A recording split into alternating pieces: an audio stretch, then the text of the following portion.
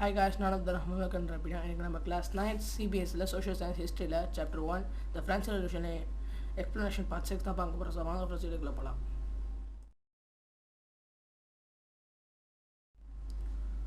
So போன video வந்து பார்த்தீங்கன்னா டைரக்டரி வந்து பார்த்தீங்கன்னா இந்த அப்பர் மிடில் கிளாஸ் ரூல் பண்ணி வந்து பார்த்தீங்கன்னா 5 டைரக்டர்ஸ் இருப்பாங்க. ஆனால் அது வந்து ஃபால் ஆனதுக்கப்புறம் மிலிட்ரி டிக்டேட்டர் நெப்போலியன் போனபார்ட் வந்ததை நம்ம பார்த்துருப்போம். இப்போ வந்து பார்த்தீங்கன்னா நம்ம அபாலிஷன் ஆஃப் ஸ்லேவரி பற்றி பார்க்கலாம். One of the most revolutionary social reforms of the Jacobin regime was the abolition of slavery in the French colonies. The colonies in the Caribbean, Martinique, Guadeloupe, and San Domingo were important suppliers of commodities such as tobacco, indigo, sugar, and coffee. But the reluctance of Europeans to go and work in distinct and unfamiliar land meant a shortage of labor and plantations. So this was met by a triangular slave trade between Europe, Africa, and Americas. The slave trade began in the 17th century. French merchants sailed from the port of Bordeaux and Nantes to the African coast, where they bought slaves from the local chieftains, branded and shackled. The slaves were packed tightly into ships for 3-month-long voyage across the Atlantic to the Caribbean. They were sold to plantation owners. The exploitation of slave labor made it possible to meet the growing demands in the European market for sugar, coffee, and indigo. Port cities like Bordeaux and Nantes owed their economic prosperity to the flourishing slave trade. So இந்த தான் பார்த்தீங்கன்னா நீங்கள் Jacobin regime பற்றி பார்த்தீங்கன்னா அதில் one of the most revolutionary social reform தான் abolition of slavery தான். அதாவது ஜாக்கோபின்ல வந்து பார்த்திங்கன்னா மக்களுக்கு தான் ரொம்ப அதிகமான அளவுக்கு இம்பார்ட்டன்ஸ் கொடுத்துருப்பாங்க. ஸோ அதெல்லாம் வந்து பார்த்திங்கன்னா ஸ்லேவரி வந்து அவங்க வந்து அபாலிஷ் பண்ணிடுறாங்க. ஸோ இந்த கரேபியன், மார்டினிக் இந்த மாதிரி இந்த இடத்துலலாம் வந்து பார்த்திங்கன்னா tobacco, indigo, sugar and coffee இதெல்லாம் நிறைய வந்து உற்பத்தி ஆச்சு. இவங்க தான் வந்து பார்த்திங்கன்னா இம்பார்ட்டன்ஸ் பிளேயர்ஸாக இருந்தாங்க. ஆனால் இப்போ என்ன விஷயம்னா யூரோப்பியன்ஸ்லாம் தங்களோட நாடை வச்சு வேறு ஒரு நாட்டுக்கு போயிட்டு வேலை செய்கிறது வந்து விரும்பலை. அதனால் வந்து பார்த்திங்கன்னா லேபரோட பற்றாக்குறை, அதாவது இதனால என்ன பண்ணாங்கன்னா ஒரு ட்ரேடு பண்ணுறாங்க. என்ன ட்ரேட்னா ஸ்லீவ்ஸ், அதாவது ஆஃப்ரிக்கா, அமெரிக்கா, யூரோப் இந்த 3 ஒரு ட்ரையாங்குலர் ஸ்லேவ் ட்ரேட் நடந்தது. அதாவது அந்த இடத்துல வந்து பார்த்திங்கன்னா 17th சென்ச்சுரியில் ஆரம்பித்த இந்த ஸ்லேவ் ட்ரேட் ஃப்ரெஞ்ச் மர்ச்சன்ட்ஸ்லாம் போர்டாக்ஸ் இல்லைன்னா நான்டேஸ், அதாவது இது வந்து பார்த்திங்கன்னா போர்ட், இந்த இடத்துல இருந்து போய் ஆஃப்ரிக்கன் கோஸ்ட்டில் போனீங்கன்னா அங்கே வந்து பார்த்திங்கன்னா நிறைய சீஃப்டன்ஸ் இருப்பாங்க. அவங்கெல்லாம் அங்கே இருந்த மக்களை ஸ்லேவ்ஸாக வந்து இவங்களுக்கு அனுப்பி விடுறாங்க. இப்போ வந்து பார்த்திங்கன்னா ரொம்ப முக்கியமான விஷயம்னா இவங்க வந்து 3 months voyage நடக்கும். அதாவது voyage வந்து பார்த்திங்கன்னா கப்பல் வழியில் போகிறது. அதாவது 3 மாதம் வந்து பார்த்திங்கன்னா கப்பல் போகும். அதாவது கப்பல் வந்து பார்த்திங்கன்னா ஏரோப்ளேன் அளவுக்கு, அதாவது ஃப்ளைட் அளவுக்கு ரொம்ப ஸ்பீடாக போகாது. அது வந்து பார்த்திங்கன்னா voyage, அதாவது பல மாதம் போகும். ஸோ அதனால் வந்து பார்த்திங்கன்னா அவங்கள வந்து ரொம்ப ஃப்ரீயாக உட்கார வச்சுருந்தாங்கன்னா இவங்களுக்கு வந்து ஒரு 3 month வந்து ரொம்ப கஷ்டமாக போகும். அதனால் என்ன பண்ணாங்கன்னா மேக்ஸிமம் எவ்வளோ முடியுமோ அவ்வளோ பேரை உள்ளே போட்டு, அதாவது பிராண்டட் அண்ட் ஷேக்கல்டுனா ரொம்ப கட்டி போட்டு இறுக்கமாக உட்கார வச்சுருவாங்க. ஸோ அவங்கள வந்து பார்த்திங்கன்னா ஷிப்பில் 3 மாதத்துக்கு வந்து ரொம்ப கட்டி போட்டு உட்கார வச்சுருப்பாங்க. அதாவது கொஞ்சம் கூட இடம் இருக்காது. They were sold to plantation owners. So அந்த மாதிரி பிளான்டேஷன்லாம் இருக்குல்ல, இந்த மார்டினிக், காடலோப் இந்த மாதிரி இடங்கள்லாம் வந்து பார்த்திங்கன்னா இவங்களை விற்கிறாங்க. ஸோ இதனால் இந்த ஸ்லேவ் ட்ரேடால் என்ன ஆச்சுன்னா இந்த மாதிரி இடங்களில் சுகர், காஃபி, இண்டிகோலாம் விற்க முடிஞ்சது. அதை நிறையவே உற்பத்தி பண்ண முடிஞ்சது. ஸோ இன்னொரு விஷயம் வந்து பார்த்திங்கன்னா இந்த போர்டெக்ஸ், நான்டஸ் இந்த சிட்டிஸ்லாம் வந்து பார்த்திங்கன்னா இந்த ஸ்லேவ்ஸ்னாலேயே ஒரு நல்ல ஒரு ஃபாஸ்பரிட்டி, எக்கனாமிக் ஃபாஸ்பரிட்டி இருந்தது. அந்த இடத்துல வந்து பார்த்திங்கன்னா ஸ்லேவ் ட்ரேட் வந்து ரொம்ப பெரிய ட்ரேட். அது வந்து அந்த இடத்துல நடந்ததுனால அந்த இடத்துல வந்து இருந்த மக்கள் இடம் வந்து ரொம்ப செழிப்பாக இருந்தது.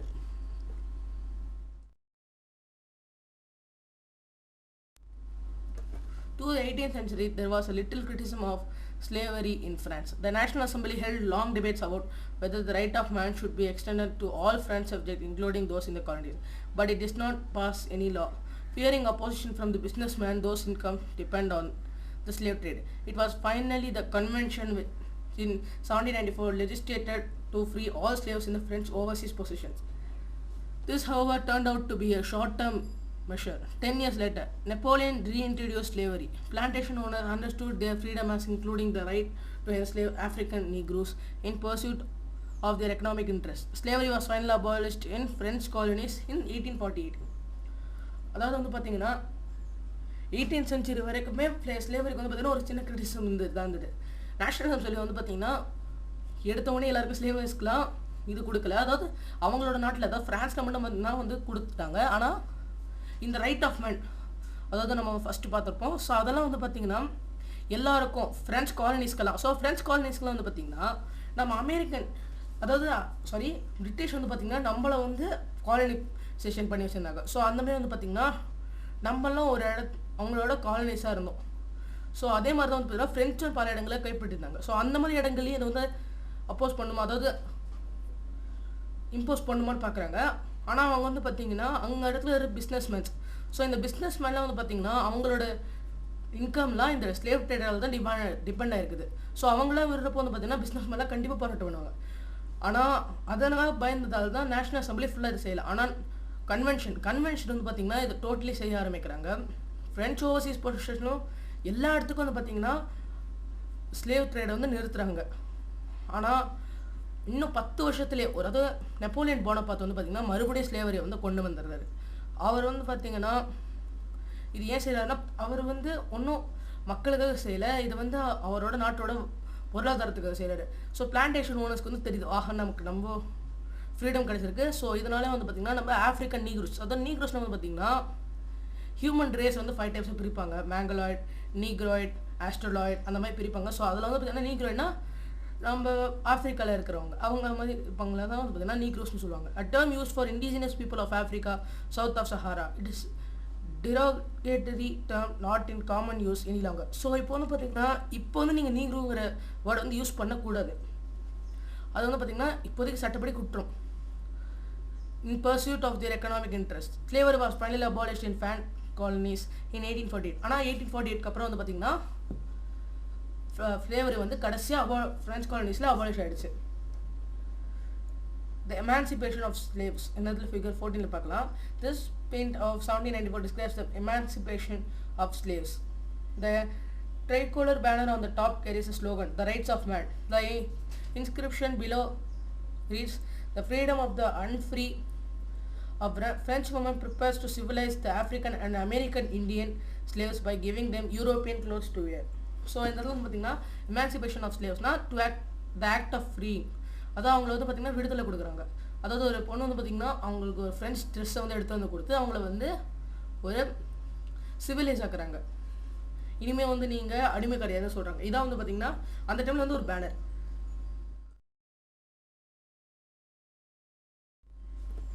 The revolution in everyday life. Can political change the clothes people wear, the language they speak, or the book they read? The year following 1789 in France saw many such changes in the livings of men, women and children. The revolutionary government took it upon themselves to pass laws that would translate the ideals of liberty and equality into everyday practice. So, politics வந்து மக்கள் வேற துணிகளை மாற்ற முடியுமா, இல்லை அவங்க பேசுகிற லாங்குவேஜை மாற்ற முடியுமா, இல்லைனா அவங்க படிக்கிற புக்ஸை வந்து மாற்ற முடியும். So years following 1799. ஸோ இந்த 1799க்கு அப்புறம் வந்து பார்த்திங்கன்னா நிறைய சேஞ்சஸ், அதாவது மக்களோட வாழ்க்கையில் வந்து நிறைய சேஞ்சஸ் நடந்தது. ஸோ அந்த ரெவல்யூஷனரி கவர்மெண்ட் வந்து பார்த்திங்கன்னா புது லாஸ்லாம் வர்றாங்க. ஐடியாஸ் ஆஃப் லிபர்ட்டி, ஈக்குவாலிட்டி எல்லாருக்கும் வந்து பார்த்திங்கன்னா எவ்ரிடே ப்ராக்டிஸாக கொடுக்குறாங்க. One important law that came into effect soon after the storming of the Bastille in summer of 1789 was the abolition of censorship. In the old regime, all written material and cultural activities, books, newspaper, plays could be published or performed only after they had been approved by the censors of the king. Now the Declaration of Right of Man and Citizen proclaimed freedom of speech and expression to be a natural right. Newspaper, pamphlet, book and printed pictures flooded the town of France from where they. So அதாவது இந்த இடத்துல பாஸ்டிலை வந்து strong பண்ணக்கப்புறம் இந்த one of the most important effect தான் வந்து பார்த்தீங்கன்னா அது வந்து அபாலிஷன் ஆஃப் சென்சார்ஷிப். ஸோ சென்சார்ஷிப்னு ஒன்றும் கிடையாது. அதாவது ஒரு இப்போ எக்ஸாம்பிளுக்கு ஒரு நியூஸ் பேப்பர் இருக்குன்னா ராஜாவை பற்றி வந்து பார்த்தீங்கன்னா அந்த இடத்துல தப்பாக போட்டிருக்காங்க. அதாவது ராஜா பண்ணுற எல்லாத்தையும் வந்து பார்த்தீங்கன்னா எல்லா மக்கள்கிட்ட சொல்கிறாங்கன்னா அதில் அந்த இடத்துல வந்து பார்த்தீங்கன்னா சென்சார்ஷிப் வந்து அதை மொத்தமாக மூடி மறைச்சிருவாங்க. அதாவது புக்லேயும் சரி, பிளேஸ்லேயும் சரி, அதாவது இந்த இடத்துல வந்து பார்த்தீங்கன்னா அந்த ராஜாவுக்கு எந்த தப்புமே இல்லாத மாதிரி தான் வந்து பார்த்தீங்கன்னா இந்த புக்ஸ் எல்லாம் எழுதணும். ஒருவேளை அதாவது எது கண்டுபிடிச்சாங்கன்னா அவங்க வந்து பார்த்தீங்கன்னா சென்சார்ஷிப் மூலிமா சென்சார் பண்ணிடுவாங்க. ஸோ ஆனால் இந்த டிக்ளரேஷன் ஆஃப் ரைட் ஆஃப் மேனில் வந்து பார்த்தீங்கன்னா citizen proclaim freedom of speech and expression to be a natural right. So அவங்க பேசுகிறதும் அவங்களோட எக்ஸ்பிரஷன் வந்து பார்த்தீங்கன்னா அவங்களோட ஓன் ரைட்ஸ். ஸோ அதை வந்து எதை தப்பு சொல்ல முடியாது. அதனால் news papers, pamphlets, book, printed எல்லாமே வந்து பார்த்தீங்கன்னா ஃப்ரான்ஸில் மொத்தமாக ஃப்ளட் ஆச்சு. அதாவது எல்லா இடத்துலையும் வந்து பார்த்தீங்கன்னா புதுசாக அவங்களோட தாட்ஸ் எல்லாத்தையும் எழுத ஆரம்பிக்கிறாங்க. ஃப்ரம் வேர் தே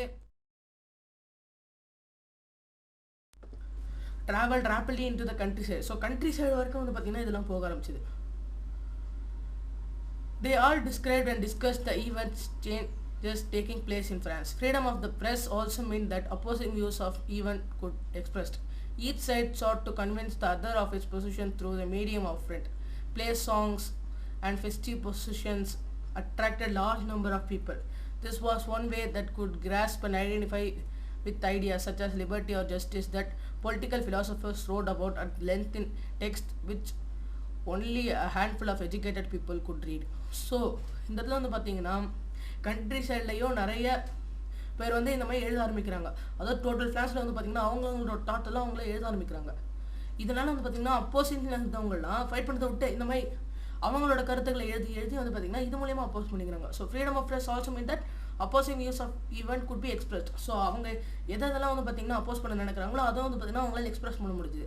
இதுலன்னா வந்து பார்த்தீங்கன்னா ஃப்ரீடம் ஆஃப் ப்ரெஸ், அதாவது அவங்க என்ன வேணால் ப்ரெஸ் பண்ணிக்கலாம். அதாவது ப்ரெஸ்னா சாதாரணமாக ஒன்றும் இது கிடையாது. அதாவது ப்ரெஸ்னா ஒரு பிரிண்டிங் மிஷின் மாதிரி. இப்போ வந்து பார்த்தீங்கன்னா கீழே ஒரு பிக்சர் இருக்குது. The patriotic fact reducing press. This anonymous print of 1790 seeks to make the idea of justice tangible. அதாவது இந்த இடத்துல பேட்ரியாட்டிக் ஃபேக்ட் ரெடியூசிங் ப்ரெஸ்ன்னு இருக்குது. அது இந்த ப்ரெஸ்ஸில் வந்து பார்த்தீங்கன்னா ஃபேட்டை வந்து ரெடியூஸ் பண்ணுற மாதிரி. அதே இது வந்து பார்த்தீங்கன்னா one of the anonymous painting. இது வந்து உண்மை கிடையாது, அது சும்மா ஒரு personification.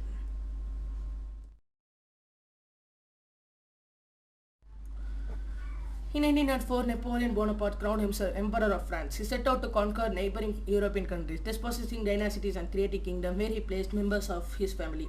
Napoleon saw his role as a modernizer of France.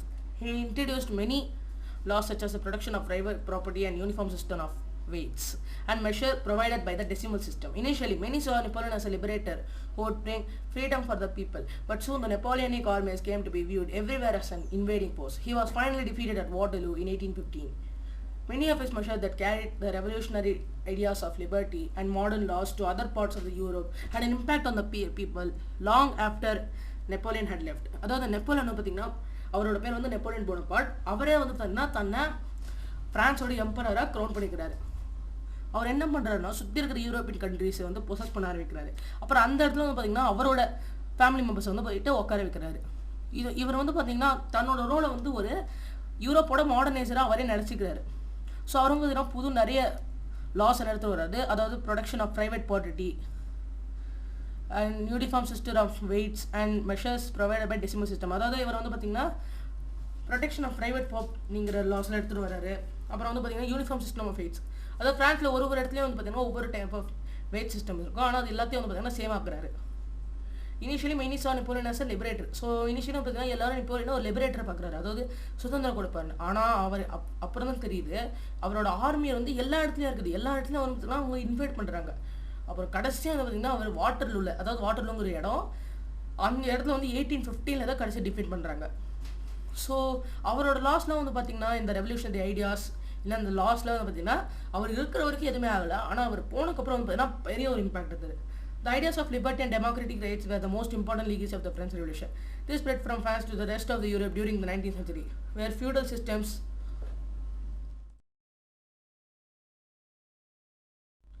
were abolished. Colonized people revoked the idea of freedom from the bondage into their movement to create a sovereign nation state. Tipu Sultan and Raja Mohan Rai are the two examples of individuals who responded to ideas coming from the revolutionary France.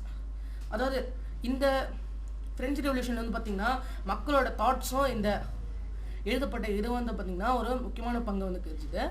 அதாவது இது வந்து பார்த்திங்கன்னா European countries மொத்தமுக்கும் பரவுச்சு. அதாவது வந்து பார்த்திங்கன்னா European கண்ட்ரீஸ்லாம் feudal systems இருக்குது. அதெல்லாமே வந்து பார்த்திங்கன்னா இதெல்லாம் அபாலிஷ் ஆச்சு. காலனைஸ் பீப்புளெலாம் வந்து பார்த்திங்கன்னா அவங்களோட ஃப்ரீடமுக்காக போராட ஆரம்பித்தாங்க. அவர் திப்பு சுல்தான் ராஜாராம் மோகனே வந்து பார்த்திங்கன்னா இந்த ரெவல்யூஷனரி ஃப்ரான்ஸை பார்த்து தங்களோட நாட்டை வந்து மாற்றணும்னு சொல்லிட்டு நினைக்கிறாங்க. இப்போது ராஜாராம் மோகன் Roy was one of the one of those who inspired by new ideas that were spreading through Europe at that time. The French Revolution and later the July Revolution excited his imagination. He could think and talk of nothing else when he heard of the July Revolution in France. In 1830, on his haste to England at Cape Town, he insisted on visiting frigates, warships flying the revolutionary tricolor flag, though he had been temporarily lamed by an accident. So இந்த இடத்துல வந்து பார்த்தீங்கன்னா ராஜாராம் மோகன் ராய் வந்து இந்த French revolution அதை பற்றிலாம் பார்க்குறப்போ ஒரு வந்து ரொம்ப இன்ஸ்பயர் ஆகிறாரு. அதுக்கப்புறம் இந்த ஜூலை ரெவல்யூஷன், அதாவது அது வந்து பார்த்தீங்கன்னா அவர் பார்த்துட்டு ஃப்ரான்ஸில் நடந்த ஜூலை ரெவல்யூஷன், அதாவது 1830 பார்த்துட்டு வந்து பார்த்தீங்கன்னா அவர் வந்து ரொம்ப ஷாக் ஆகிறாரு. அவர் வந்து இங்கிலாந்துக்கு போயிட்டு இருக்கிறப்போ கேப் டவுனில் ஃப்ரிகேட்ஸ், அதாவது வார்ஷிப்ஸ் பார்க்கணும்னு சொல்லிட்டு போகிறாங்க. ஆனால் அங்கே போகிறப்போ வந்து பார்த்தீங்கன்னா கால் உடஞ்சி கொஞ்ச நேரத்துக்கு டெம்பரரியாக, அதாவது கொஞ்ச நாளைக்கு மூலமாக இருக்கார். So thank you friends. இதோட வந்து பார்த்தீங்கன்னா இந்த சாப்டர் முடிஞ்சிடுச்சு. ஸோ இந்த வீடியோ உங்களுக்கு பிடிச்சிருந்ததுன்னா லைக், ஷேர் அண்ட் கமெண்ட் பண்ணிடுங்க. மறக்காமல் நம்ம சேனலுக்கு சப்ஸ்கிரைப் பண்ணுங்க. ஸோ தேங்க்யூ ஃப்ரெண்ட்ஸ், பாய்.